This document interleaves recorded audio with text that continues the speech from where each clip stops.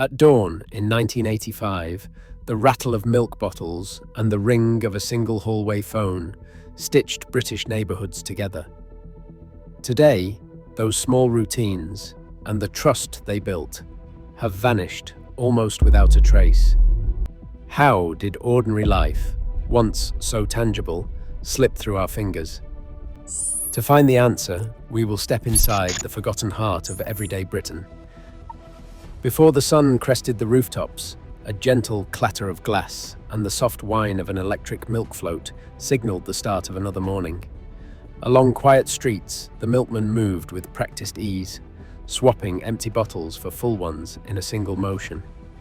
Each crate, cold, dew-slick, and heavy with returnable glass, made its own chorus.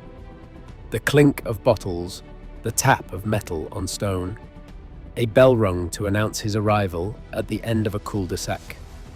Most rounds began as early as 4 or 5 in the morning, the milk float trundling at no more than 10 miles per hour, headlights cutting through the mist. Notes tucked in bottlenecks saying 2 pints today, please spoke to a trust that ran deeper than any receipt. For many, the day's first conversation was a quiet greeting exchanged over a doorstep. Coins pressed into a chapped hand.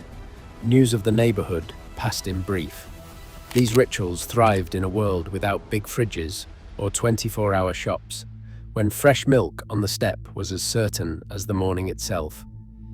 Yet, as supermarkets spread and home refrigeration became the norm, the familiar ring of the milk float faded, and with it, the milkman saw its place in the daily rhythm of British life.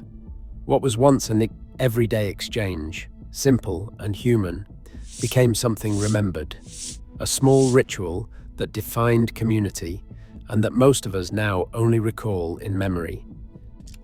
A single phone line in the hallway, fixed to its little table, set the boundaries for every conversation.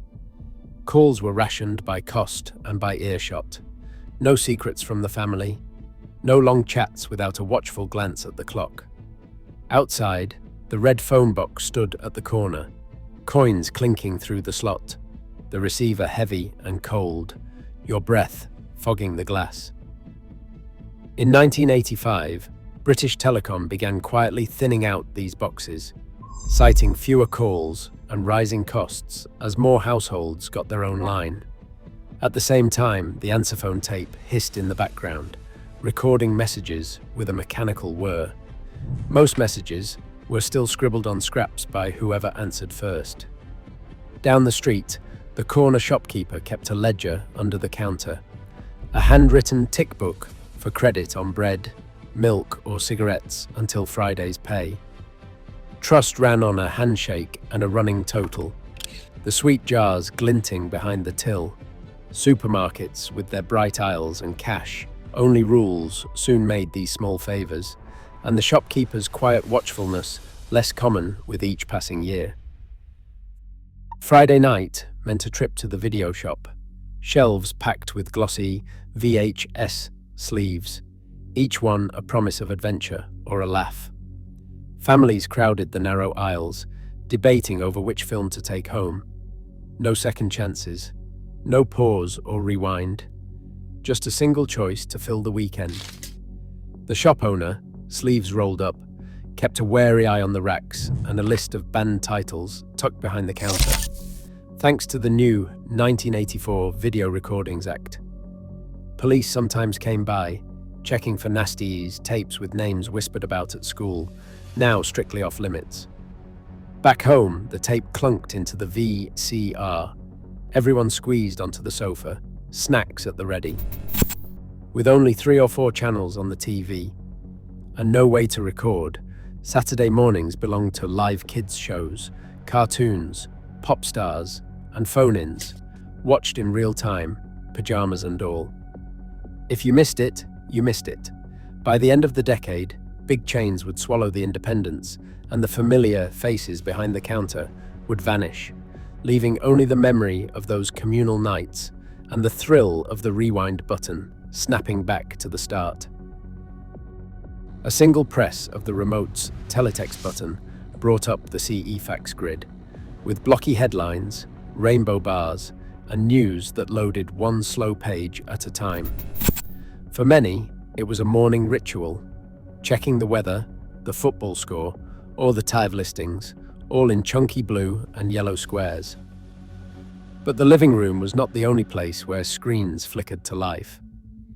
In bedrooms across Britain, cassette tapes whirred and hissed as new mixtapes took shape, recorded off the radio, painstakingly timed to catch the start of a favourite song, each one labelled in biro on a folded inlay card.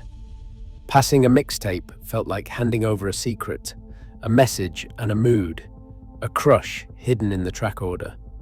And just down the hall, the glow of a microcomputer lit up the wallpaper. The cassette drive screeched as games loaded stripe by stripe, and lines of basic code appeared, typed out by hand. Some kids wrote their own programs, sold them by mail order, and dreamed of seeing their names in Crash or Your Spectrum. These were the first bedroom coders, swapping code and ideas in a pre-internet world. Whether reading news in block graphics, sharing tapes, or writing games, everyday life was quietly splitting between shared browsing and private creation. Both roads led, in their own way, toward Britain's digital future. Inside the office, a steady clatter of typewriters filled the air, each keystroke echoing across rows of typists in the typing pool. Fingers stained faintly blue from carbon paper, they worked through stacks of forms, the sharp scent of Tipex lingering as mistakes were blotted out and retyped. Every document meant a fresh sheet, each letter a careful ritual. No second chances, no quick edits. Meanwhile, children poured into playgrounds, pockets stuffed with string and the hardest conker they could find. There were no goggles, just the crack of chestnuts and the sting of a near miss, the rules made up on the spot. At break, the tuck shop beckoned, crumpled dinner tickets traded for penny sweets, crisps, and a panda pop if you were lucky. By the end of the day, both office and playground ran on routine and trust, but the first signs of new rules, healthier snacks, and stricter supervision were already on the horizon. Evenings belonged to the PUB, where the air hung thick with a blue-grey haze and the tang of tobacco clung to every surface.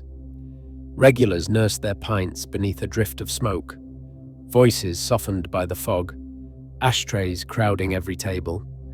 Cigarettes were as much a part of the ritual as the beer itself, passed around, tapped out, stubbed and relit, with no thought to the warnings now printed on every packet. Amid laughter and low conversation, few questioned the cost to their health. The haze was a social glue, binding strangers and friends until closing time. This nightly fog would linger for years yet, but the evidence against it was already stacking up, waiting for a future when the air would clear for good. Memory softens what progress erases. As everyday life grows ever more digital and distant, the smallest routines reveal what we risk losing next. What is your most vivid memory from 1985?